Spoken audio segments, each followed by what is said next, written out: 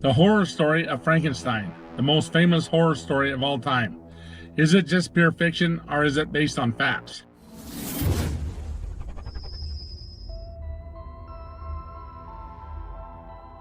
The famous horror story of Frankenstein was written in 1818 by Mary Shelley. The story of Frankenstein in a nutshell is this.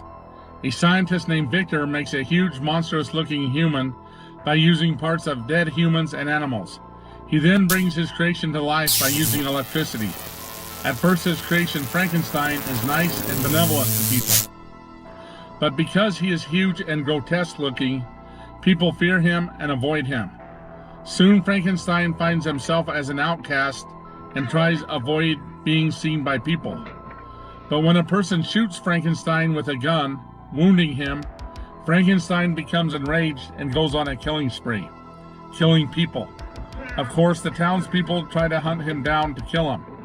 Frankenstein flees from the town, but he continues killing people.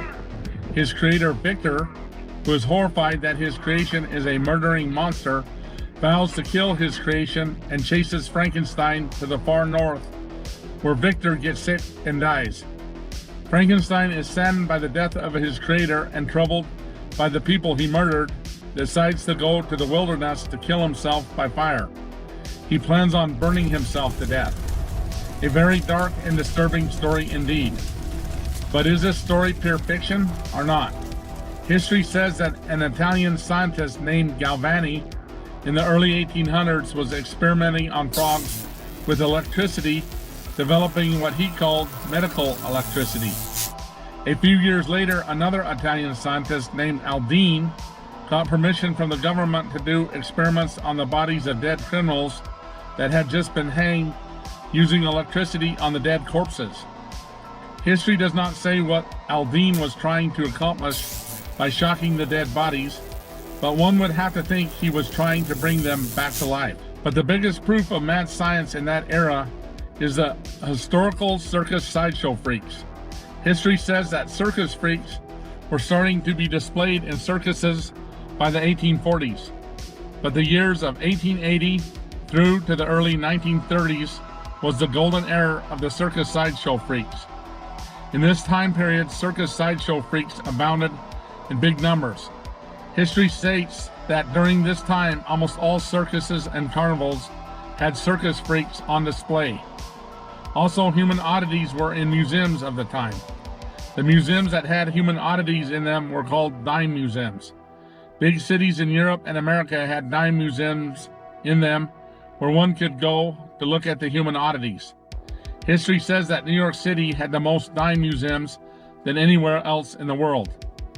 Here is just a few of the human oddity sideshow freaks of that time.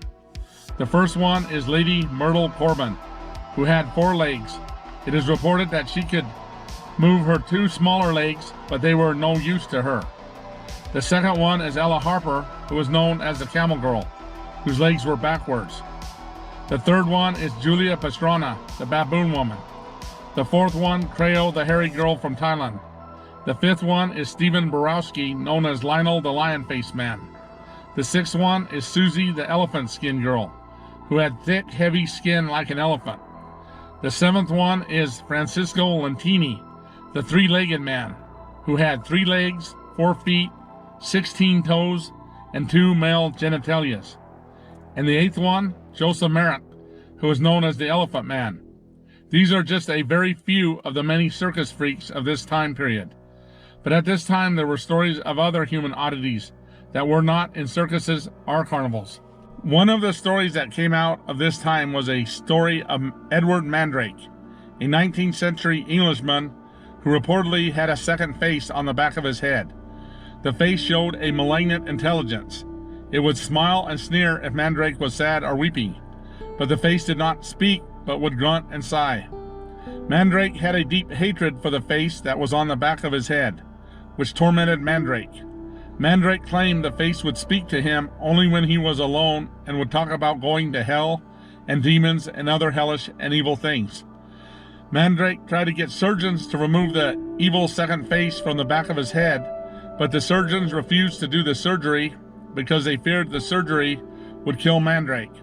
Distraught by the thought of living his entire life with the evil face, Mandrake committed suicide by shooting himself. Mandrake was only 23 years old. His last request was that he would not be buried with the evil face still attached to his head. A very chilling story. Some historians claim the story is true, while other historians claim it is fake. So we will never know for sure.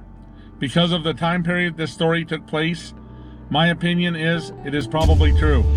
But regardless of if this story is true or not, this period was full of human oddities. A lot more of them than in the times after this.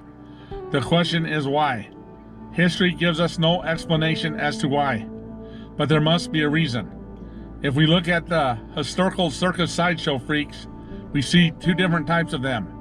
The one type has extra legs or arms or an abnormal anatomy, which is always explained away as a person born with a severe birth defect. The other type of circus freak has animal characteristics and looks, which is explained away with that person having some type of rare disease. But I believe both explanations are wrong. I believe most, if not all, the circus freaks were a result of mad science, and birth defects and rare diseases are just a cover story. But history states that by 1940, the circus sideshow freaks were rapidly disappearing from the circuses and carnivals. The reason given for this is movies and television began to satisfy audiences' thirst for entertainment. I believe that is just a very weak explanation to cover up the truth. I believe the real reason the circus freaks were beginning to disappear from the circuses at this time is because the circus freaks of the last generation were getting old and were dying off or retiring, and there were no new human oddities coming up to replace them because scientists had stopped doing monstrous Frankenstein type of experiments on human beings, and carnivals simply had no human oddities to display for money, which perhaps made the modern circuses less entertaining than the circuses of old. But through a humanist standpoint, I believe that was a very good thing. In conclusion of my video, I'd like to say is the old horror story of Frankenstein is not just a pure made-up fiction story that we have been taught to believe it was, but a story that was based on facts and events that was happening at that time.